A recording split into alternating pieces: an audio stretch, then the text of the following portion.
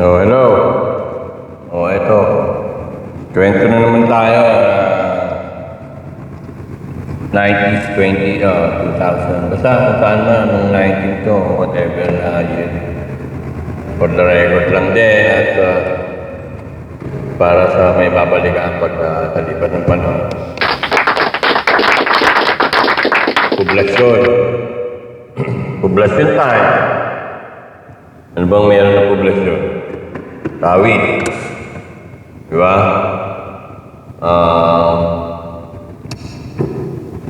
Stay ako doon, mga 16 yan. 16. Diyan ako first time. Asawa.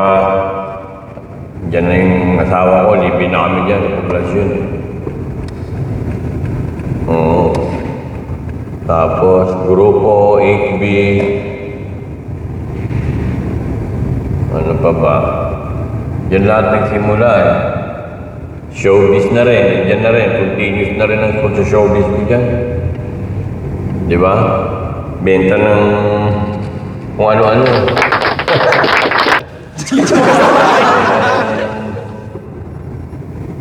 Mga damit. Ultimo damit. Kahit anong damit. Pantalon. O gusto mo naman. Yung mga gamit sa bahay. Rice cooker, blender. May blender pa noon. Nagtatanda ko. Hindi pa yata nagagamit ng blender eh. Pectus na. Uso dyan eh. Pectus. Di ba? Mga damit naman doon sa relief. Ganyan sa kaingin. Benta mo mga damit mo. May presyo yan. Pangalan. Nalimutan ko na yung pangalan ni mother doon. Sa relief. Doon sa relief. Dali mo na yung mga damit mo doon. Makakuha ka ng mga 100 o 60. Bakas na. Showbiz. Di ba? Doon na rin ang ang iskoran. Doon marami din doon sa kaingin. Si Taring, tapsiyan ni Taring doon, di ba? Sarap yun yung unang-unang tapsiyan nung araw. Wala pa yung hide, bla kung ano man. Si Taring, sarap talaga. Yung sukang nagdadala doon. Di ba? Suka, sarap. Tapsi doon. Minsan, naalala ko, tropa namin, mga sina Eboy. Ako lahat. Pagkakain kami doon, si Kachiko, ako, George. Kain kami doon kay Taring. Order kami doon, lahat kami. Silog. Silog! Ang naming lagi order doon. Tara, bitay, silog. Naalala ko presyo ng silog, parang nasa 10 pesos yata. Silog. Hindi aabot ng 20 dahil hindi na namin ma-afford yun, right? Ang ina, anong taon yun? Di ba? Anong taon yung kay Tita Ring? 90s, 91. Yan, 1991 yan. Basta silog, hindi ko maras. Baka 7 nga lang yata yan eh. 7 or 10. Basta gano'n ang silog ha. Tasolve ka na. Ang ina yan. Sarap. Extra rice pa oh.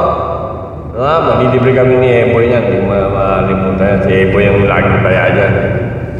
Minsan naman, may share din ako, di ba? Paggabi yan eh, automatic yan eh. Mga alas 11, minsan alas 2, ng madaling araw, kakain lang nga doon. May inuman din doon. Saka may videoke. Maganda yung negosyo na dati ni Taring yun. Videoke, inuman, tapsihan, at higit sa lahat, meron pang karera ng kabayo ko. Di ba? Puta. Pagkakatapos mo na mag-showbiz, rekta na doon. Ubos ang salapi. Mananalo ka ba doon? Program yun eh, di ba? Ubos ka ng ubos doon. Kaya lang, pinapayaran doon yung trip. Andun yung tawag dito, yung excitement eh, di ba? Pag tumatama ka. Takul. 5-5. 2-10. 3-20. Di ba? Kaya, nakaka-excite eh. Trip na trip ka, di ba?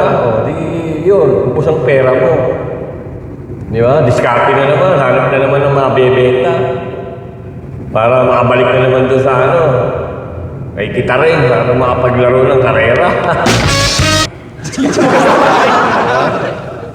Kaya, yun 91 yun, 91, 92, ganyan. Sa poblasyon, Kawit. Masaya ang buhay pa noon. Tambay sa kiosko. Sa every ano niya, every umaga, mga man pa, may edad.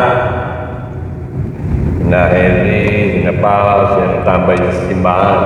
Pag darating na ng hapon, yan, paggabi, mga kabataan naman. Nagdamakmak ang tambay dyan. Mga tabon, tropang tabon. Yan na rin nakatambay yan paggabi. Mga tabon, Tantay-Isabel, Palamitan, lahat. Every night yan. Kung bibilangin mo, haabot kami dyan every day. Every night, ang tambay dyan, hindi bababa ng 20 minsan. Tambay doon gabi-gabi. Tropang heartbreaker.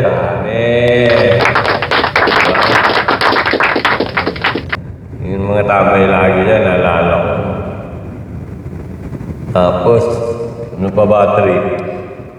Yun lang naman, tambay. Tapos pala, umiinom din kami doon. No? Bili kami ng long neck. Siguro, Tanduay ba yun? O White Castle? Hindi ko na matandaan kung alin dun sa dalawa. Pero pula. Naka po, bubuksan lang yun. Wala naman chaser yan eh. Di ba? Pagbukas doon. Huwag mo nang papaunahan yun kay Chico. Pag si Chico bumanat doon. Pak! Yung isang long neck niya, 1/4 na, naubos na niya. Bago iikot na naman sa amin, pag ganyan na naman, tak! Malakas! Tumakla yun, lakas ng tama, sa lagi na lalasing. Wala namang nagwawala. Puro lap trip lang, saka Mary Jane, di ba? Lap trip. Kain. Ganun pa, hindi pa sila marunong mag-showbiz eh, ako lang eh.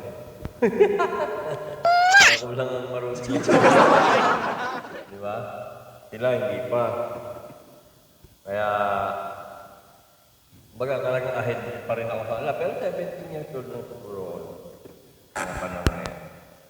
Anyway, so, after that, 1990 or 1991, 92, 94, 95. Yan, hanggang umabot na ng matagal din kami doon eh. Umabot na kami ng ilang taon dyan sa poblasyon. Ang tagal din. 5 years yata niya bago napalipat lang ulit sa ibang lugar lang. Bumalik na naman ulit doon sa Kawit. Parang wala pa kami isang taon, nagpunta ng Laguna. Bumalik na naman Kawit. Parang wakas naman yata yun sa wakas. Pero tambay pa rin ako ng poblasyon. Wala naman ako ibang pinupuntahan. Doon pa rin. Poblasyon pa rin. Kahit na sa iba ako nakatira, poblasyon pa rin ang balik. Di ba? Hindi na parang saan-saan pa. Basta matagal ako sa poblasyon, matagal. Hindi na, 5 taon na nakapatira doon. Matagal kami doon sa kanto ng tabi ng simbahan. Yun talaga ang kinagisnan kong tawag dito, yun ang kinagisnan kong baga, sabi natin hindi ako tagaro, pero parang naging tagaro na yun. Doon na yung puso mo ba? Doon na yung pagkabata mo. Minsan nag-midad ka, nagkakawa na nga, nagdudod. So, baliwala na yung kabataan ko from Quezon City. O, doon ako kabataan ko, Quezon City. Tapos napunta na ng Cavite. Bukod doon. Meron akong Angeles, meron Pampanga, meron bagong baryo, Caloocan, sa Laguna, San Pablo.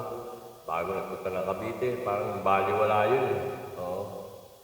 Hindi siya parang memorable, pero naalala ko, pero maano sa poblasyon. Doon naging utak.